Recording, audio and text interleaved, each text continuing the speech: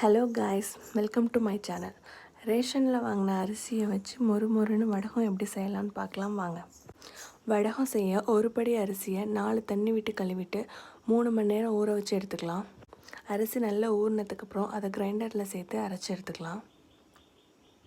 மாவு தண்ணியாகவே இருக்கட்டும், தண்ணியாக இருந்தால் தான் கரெக்டாக இருக்கும். ஒரு அகலமான பாத்திரம் எடுத்துக்குவோம்.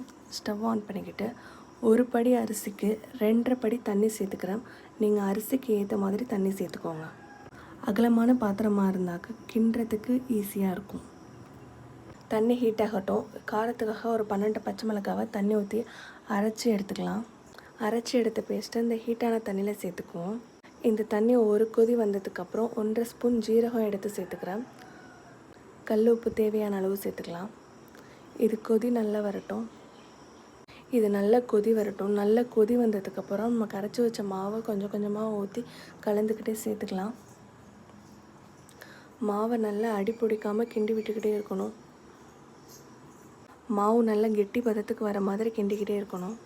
நல்லா விடாமல் கிண்டிக்கிட்டே இருந்தீங்கன்னாக்க இது ஒரு கூழ் பதத்துக்கு நல்லா வெந்து கரண்டியில் பிடிக்கிற அளவுக்கு இருக்கும். கரண்டிலேருந்து கீழே விழாத மாதிரி இருந்துச்சுன்னா மாவு நல்லா வெந்துருச்சுன்னு அர்த்தம்.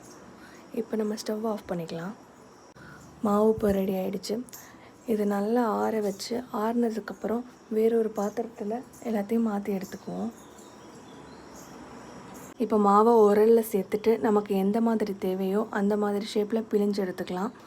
நான் பட்டையாக பிழிஞ்சு எடுத்துக்கிறேன். இது ஒரு 2 நாள் நல்ல வெயிலில் காய வச்சு எடுத்துருக்கேன். வடகம் நல்லா காஞ்சு ரெடி ஆகிடுச்சு.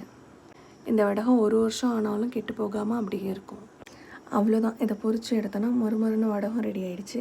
வீட்டில் உள்ள திங்ஸை வச்சு ஈஸியாக பண்ணிடலாம். தேங்க்ஸ் ஃபார் வாட்சிங்.